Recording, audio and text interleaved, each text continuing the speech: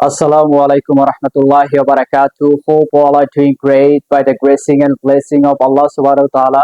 Welcome back to another practical lesson. Previous class আমরা day 3 তে present ডেফিনিটির উপর active, negative এবং ইন্টারগেটিভের বাক্যগুলো কিভাবে আমরা প্র্যাকটিক্যাল লাইফে ব্যবহার করব এবং লিখব সেটা আমরা প্র্যাকটিক্যালি দেখেছিলাম। আজকের ক্লাসে ডে 4 এ আমরা প্রেজেন্ট ডেফিনিটির উপর এর প্যাসিভের নেগেটিভ এবং ইন্টারগেটিভ বাক্যগুলো কিভাবে করব সেটাই দেখবো ইনশাল্লাহ। আশা করছি এই লেসনের মাধ্যমে আমাদের শুধু স্পিকিং নয়, আমাদের ওন রাইটিং, আমরা নিজ থেকে লেখার ক্যাপাসিটিটাও ইনক্রিজ হবে ইনশাল্লাহ। সো আমরা প্র্যাকটিক্যালি দেখছি।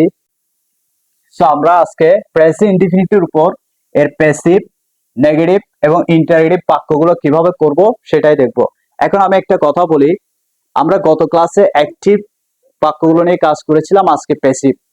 তো অ্যাক্টিভ প্যাসিভ বলতে কি বোঝায়? অ্যাক্টিভ বলতে যে,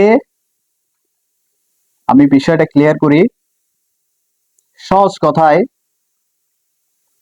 অ্যাক্টিভ বলতে প্রত্যেকটা সেন্টেন্সে একটা কাজ থাকে, কাজটা যে করবে সে যদি সাবজেক্টে থাকে তাহলে বাক্যটা অ্যাক্টিভ, আর কাজটা যে করবে সে সাবজেক্টে না থাকলে বাক্যটা প্যাসিভ। যেমন আমি তাকে বলি, এখানে বলাটা কাজ, তাহলে তাকে কে বলে? তাকে আমি বলি, তাহলে এখানে সাবজেক্ট আছে আমি, তাহলে আমি যেহেতু আছে তাহলে বাক্যটা অ্যাক্টিভ। অর্থাৎ কাজ করার সাবজেক্টটা থাকলে অ্যাক্টিভ, কাজ করার সাবজেক্ট না থাকলে প্যাসিভ। যেমন আমি যদি এখানে বলি তাকে বলা হয়, তাকে বলা হয়, এখন তাকে কে বলে সে সাবজেক্ট কিন্তু এখানে নাই। এখানে সাবজেক্ট আছে, এটা হচ্ছে এটা বাক্যের সাবজেক্ট, কিন্তু কাজের সাবজেক্টটা নাই। তাকে বলা হয়, তাকে জানানো হয়, তাকে নেওয়া হয়, তাহলে কে জানায়, কে বলে, কে নেয়, সেই সাবজেক্ট এখানে মেনশন নাই। অর্থাৎ কাজের সাবজেক্ট না থাকলে বাক্যটা প্যাসিভ। এখন আমরা করি, তো প্যাসিভের স্ট্রাকচার কি? সাবজেক্ট, সাবজেক্টের পর এম ইজ আর, সাবজেক্টের পর সাবজেক্ট অনুযায়ী আমি এম ইজ আর ব্যবহার করব, তারপরে ভি3 অর্থাৎ ভার্বের পাস্ট পার্টিসিপল ফর্মটি ব্যবহার করব, প্লাস অবজেক্ট। নেগেটিভের ক্ষেত্রে সাবজেক্ট এম ইজ আর, তারপর নট ব্যবহার করব, ভি3 অবজেক্ট। আর ইন্টারগেটিভের ক্ষেত্রে এম ইজ আরটা আগে নিয়ে আসবো, সাবজেক্ট ভি3 অবজেক্ট। এই হলো আমাদের স্ট্রাকচার। ওকে, আমাদের সেবা করা হয়, আমাদের সেবা করা হয়, তাহলে আমাদের সেবাটা কে করে? সে সাবজেক্ট নয়, তাহলে বাক্যটা প্যাসিভ। আমরা এই অনুযায়ী করব, তাহলে উই এর সাথে আর হবে, উই আর সেবা করা, সার্ভ। এখানে ভি3 ফর্ম যেহেতু বলছে সার্ভড, উই আর সার্ভড, আমাদের সেবা করা হয়। উই আর সার্ভড, আমাদের সেবা করা হয়।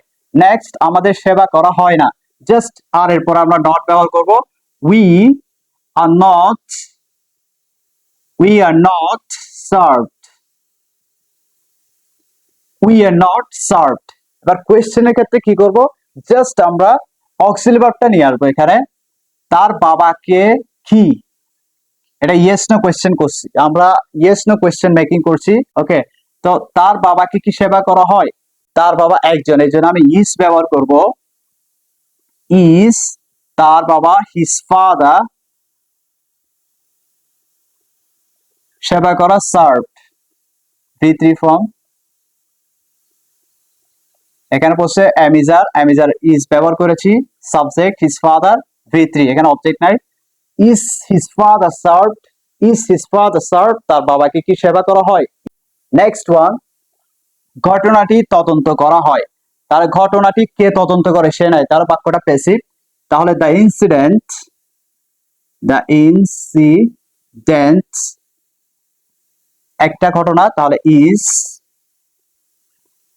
The incident is investigated, investigated,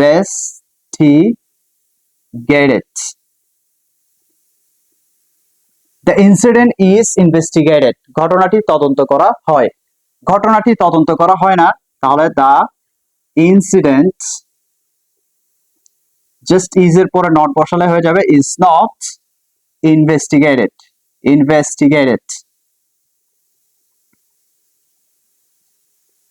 তাহলে ঘটনাটি তদন্ত করা হয় না, the incident is not investigated. Okay, ঘটনাটা কি তদন্ত করা হয়, জাস্ট আমরা অক্সিলারি ভার্বটা আগে নিয়ে আসবো। Is the incident, is the incident investigated,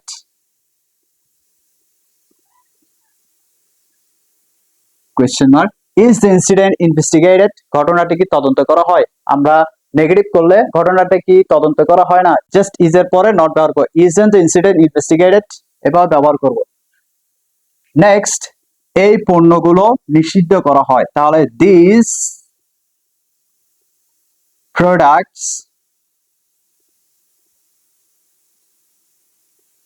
this products এই পণ্যগুলো কে নিষিদ্ধ করে, সে নাই, তাহলে বাক্যটা পেছি। দিস প্রোডাক্টস, যেহেতু অনেক প্রোডাক্ট এজন্য আর ব্যবহার করব। আর নিষিদ্ধ করা ব্যান, B3 ফর্ম হবে banned. This products are banned, এই পণ্যগুলো নিষিদ্ধ করা হয়, this products are banned. Okay, পণ্যটি নিষিদ্ধ করা হয় না, এখানে একটি স্পেসিফিক পণ্যকে বোঝাচ্ছে, তাহলে the product is not band, the product is not band, পণ্যটি নিষিদ্ধ করা হয় না। ওকে, এরপর কোয়েশ্চেন, পণ্যটি কি নিষিদ্ধ করা হয়, জাস্ট আমরা ইজটা আগে নিয়ে আসবো। Is the product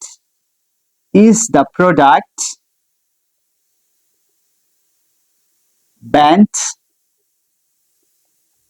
is the product band, পণ্যটি কি নিষিদ্ধ করা হয়।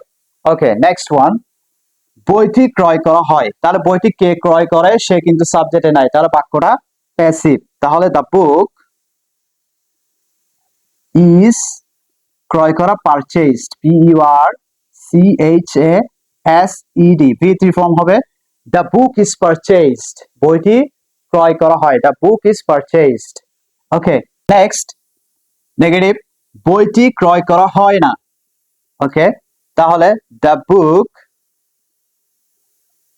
Is not purchased, the book is not purchased, বইটি ক্রয় করা হয় না। আমরা নেক্সট যাচ্ছি, বইটি কি ক্রয় করা হয়, জাস্ট অক্সিলারি ভার্বটা আমরা শুরুতে নিয়ে আসবো। Is the book purchased,